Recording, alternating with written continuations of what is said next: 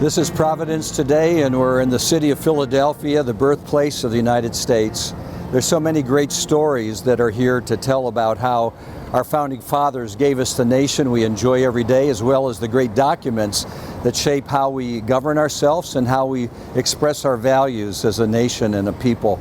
The place that we're standing on is the Second National Bank, and this bank now is a closed bank, but it is a beautiful classical building that has some of the most spectacular paintings. You can find in here a beautiful statue of George Washington, a remarkable image of Benjamin Franklin. We have Lafayette, we have John Witherspoon, Thomas Paine, other leaders that helped shape America, including Bishop White and Martha Washington.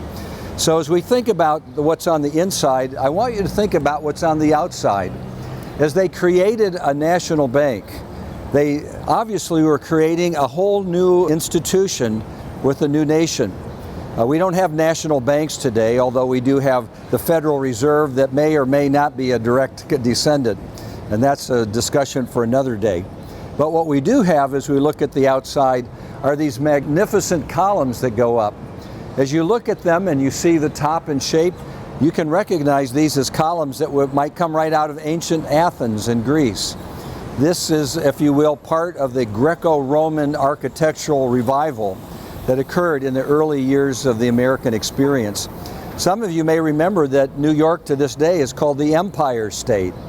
There was a sense in which there was going to be a new empire, a new rule of liberty that would be rolled out in history because of the American experiment in constitutional Republican government. And with that idea of aspiring to create a whole new government that might shape civilization, they used the imagery of the classic architecture as part of their story. When you go to the First National Bank and you look at its columns, you'll see at the top beautiful Corinthian capitals. That would be coming out of Greece, Corinth, and Athens. Classic architecture suggesting the idea of an empire. Now, the American empire, however, was never established by power. Well, now let's go inside and we'll take a look at some of the great portraits and images in here, this wonderful museum, once a bank. But when we go inside, you need to realize I need to keep my voice a lot lower because there are other people enjoying it. So listen carefully and let's learn together. These three pictures that are before us and behind me are quite remarkable. You see on the right, this is William White. He was a very important figure in the creation of the modern-day Episcopal Church. Imagine being a member of the Church of England and you just fought a revolution against the head of that church, the king. Well, to reorganize that faith tradition, it took a bishop, and that became an official bishop by act of Congress, working together with the London bishop to ordain him as bishop in the new states. And so William White becomes a very important figure, an educator, and also a chaplain to Congress. And then on this side, we have Martha Custis Washington. This is George Washington's beloved wife.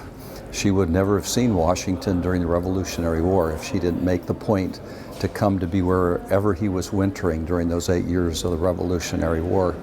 The way that she put it, I arrive after the last bullet is fired and I leave before the next year's bullet is fired for the first time. She is a patriot supporting George in very difficult times. Washington had promised to be home on Christmas Eve, and he was. It's just, he never had said which year. It was 8 years later after he promised. And then on this side, we have an extraordinary picture of Lafayette. This is a picture of the Marquis De Lafayette upon his return. And Lafayette is extraordinarily significant for a number of reasons. One, he was a freedom fighter that risked everything to become part of the American cause. He actually was wounded at the Battle of Brandywine. His connections with the court was part of the reason why the French ultimately joined the American cause. But we also need to realize that Lafayette was such an impressive young man that Washington and Lafayette essentially developed a close friendship where it's almost as a father to an adopted son. The letters that passed between them is quite remarkable. But Lafayette is not only important because of that, he actually told Washington that he had purchased an island to provide freedom for slaves. And so as Lafayette was thinking about liberty, he realized it should be applied to the slaves. And that had an impact on Washington's thinking about slavery. Washington ultimately will free his slaves in his own will upon his death and the death of his wife. So Washington grew from being a Cavalier slave owner to becoming an emancipator. And also we need to think about Lafayette. When he returned back, he had survived the French Revolution, quite an extraordinary thing. But what is remarkable is that when he returned to Philadelphia and he thought about all that happened here, he went by the Pennsylvania State House and he said, that great hall of independence, as he referred to it.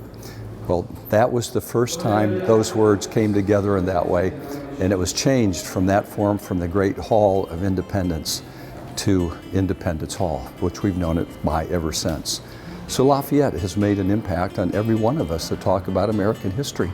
We talk about the wonderful independence of our nation, also bringing the French in more closely with the American cause, and even helping us to end slavery. What a great commitment to liberty he leaves, and we owe him a great deal.